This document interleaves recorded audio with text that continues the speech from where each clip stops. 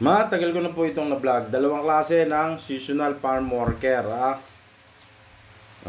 Naglipa na naman yung mga nangi-scam sa kababayan natin dito sa South Korea at pati sa Pilipinas. Dalawang klase po ang seasonal farm worker. Unahin natin yung sa LGU to LGU. Pag sinabing LGU, Local Government Unit, City Hall ng bayan ninyo, Peso Office. Ang Peso Office, hawak ng City Hall yan. Pag ang City Hall lang humawak, sa Peso Office yan ipapahawak. Pero minsan may tendency na ibang department ng minsan may bayan na walang Peso Office, kagaya ng bayan namin, wala pong Peso Office, malayo pa po, sa ibang bayan pa po nakiki-Peso Office. Minsan sa God, kagaya dito sa, wag ko nang sabihin, nakasuhan yun tourism, ewan ko bakit binigay sa tourism. Pag LGU to LGU, City Hall muna kayo magtanong kay Mayor or sa Peso Office. Sumunod, Department of Agriculture. Yan, dalawa na yan, City Hall at Department of Agriculture ang nakikipag-ugnayan dito sa South Korea. Sila po yung, syempre, kahit sa Department of Agriculture siya humawak, magpapaalam pa rin sa mayor. Pirma pa rin, approval pa rin po ng mayor. Kaya, hawak pa rin siya ng City Hall kahit na Department of Agriculture ka nag-apply. Marami pong Department of Agriculture na nag-apply. Kagaya ng sa Silang Cavite. Yan. Marami pa pong iba na Department of Agriculture ang humawak. Kagaya sa Batangas yan. More on OPA. Office of the Provincial Agriculture sa Batangas. Meron naman sariling bayan. May sariling MOU. Kagaya ng San Juan. 700 to 800 ang kukunin. Napakadami. Sana all. Sumunod naman po, ito pong family invites. Sa family invites naman po, dapat may kamag-anak ka dito.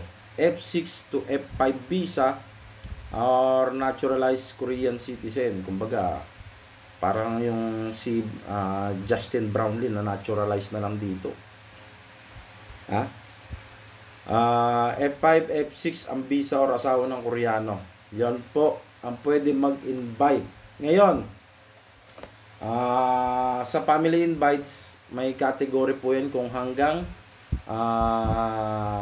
ilang degree ng kamag-anak pwedeng i-invite. Sa mga may asawa, sa mga F5, F6, visa ng mga nandito sa South Korea, magtanong lang po sa City Hall ninyo dito sa South Korea or sa Department of Agriculture. Ngayon, itanong nyo po yung requirements doon, anong degree, hanggang ilang degree ba ng kamag-anak ang pwede mong i-invite. Kunyari, second degree ka, pamangkin, mga ganon. Doon nyo na po itanong. Makikita nyo po yung mga requirements nyan. Or magtanong sa page na ito. Mga multicultural families po sila na gumagawa ng paraan para maayos itong programa na ito. Pero may iba pong sumisira. Napagbintangan nga ako sumisira. Samantalang, inaayos ko nga po ang programa na damay lang po sila ng moratorium last January. Kaya na-hold, nagkanda leche-leche po ang sa seasonal farm worker family invite. Tanong mo sa tita mo, baka yung tito mo, baka yung tita mo, Korean citizen pala, F6 visa pala, pwede kang dalhin dito kahit walang seasonal farm worker dyan sa bayan mo. Basta meron dito sa bayan ng tita mo. Meron nagsabi, pwede daw sa Seoul mag-invite, broker na po yun. Wala po, hindi po pwede yun. Pero may mga nakalusot. Bahala po kayo, diskarte niyo po sa buhay yan.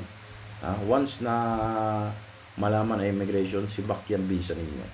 Yung mga tita-tita nyo, mga kamag-anak nyo, mga ate nyo, pag dumaan kayo ng broker. Magtanong na lang po sa page. For more info, dito po ilalagay ko. Sila yung mas nakakaalam about sa family invites.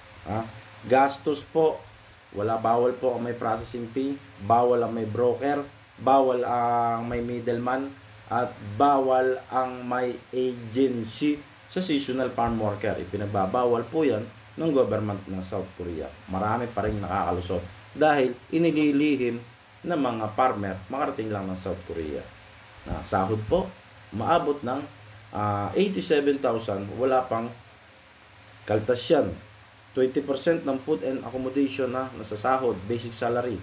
Pag nagkwentahan ng basic salary, 2,060,000 won. Minsan naman po, mas malaki po yung basic salary, lalo na yung sa dagat. Malaki magbigay ng salary sa dagat para may hazard pay. Tapos may kaltas po yan na 20% food and accommodation po. Depende po yan. Ang gastos, pinakamurang gastos na nakausap ko is Dumaguete. Kailangan mag-ready ng 40 to 50,000 sa Dumaguete. Tapos may ibang bayan umabot ng 70,000 na nagastos. At may mga kurakot na bayan na umaabot ng 80,000 hanggang 152,000 pesos. Ingat po kayo sa mga mapang-abusong mga nilalang na yun. Sayang lang, magpapagod lang kayo dito.